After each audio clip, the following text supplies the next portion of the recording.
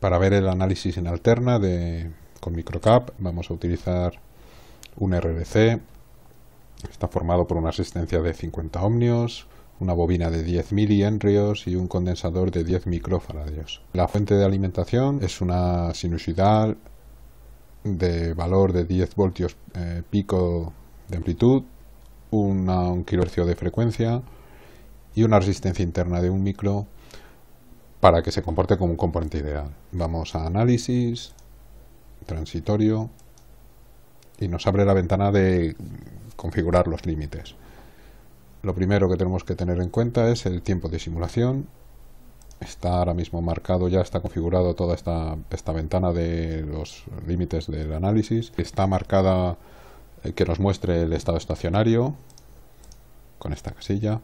Tenemos aquí cada una de estas líneas es una curva, una gráfica, una curva distinta.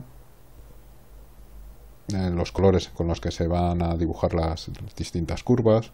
Esta casilla nos indica en qué gráfica se sitúa en esa curva. Hemos puesto todas las tensiones de los componentes y la tensión de entrada en la curva 1, en la gráfica 1, y en la gráfica 2 la corriente que está atravesando, pues en este caso la resistencia, pero es la que está atravesando todo el circuito. En el eje X se va a representar el tiempo, T.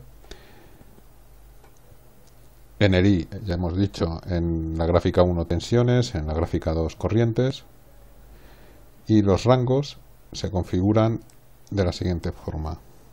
Esto es el valor máximo que se va a representar, el valor mínimo, 0, es decir, se va a representar de 0 a 1 milisegundo. Estos son divisiones.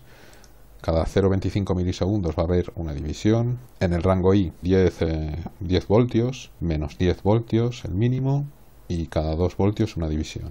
La última curva de la gráfica 1 es la tensión en la bobina, y los rangos en el eje X y en el eje Y que se van a representar han puesto en auto para mostrar cómo se seleccionaría el rango. Una vez que lo hemos escrito, como ya está escrito en las anteriores, con el botón derecho del ratón nos abriría esta pestaña y seleccionaríamos el mismo rango para todas las curvas de la misma gráfica.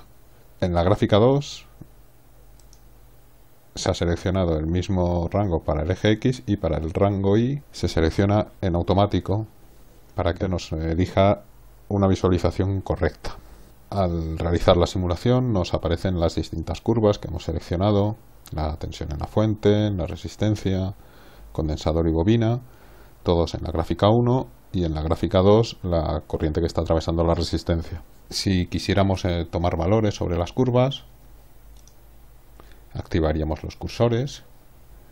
El botón izquierdo del ratón maneja el cursor izquierdo, el botón derecho maneja el cursor derecho. Son útiles para medir los valores. Aquí nos aparecen las medidas que está tomando el cursor izquierdo.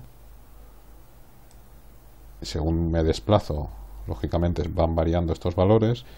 Y en el botón, con el botón derecho del ratón, manejo el cursor derecho y me va mostrando los valores en esta tabla. Si me hubiera confundido a la hora de elegir los límites de simulación, por ejemplo, hubiera seleccionado un valor muy alto y las curvas estuvieran muy pequeñas, hubiera elegido este valor, por ejemplo, podría entrar de nuevo en los límites y cambiarlo a un valor en el que pueda visualizarlo de manera más óptima.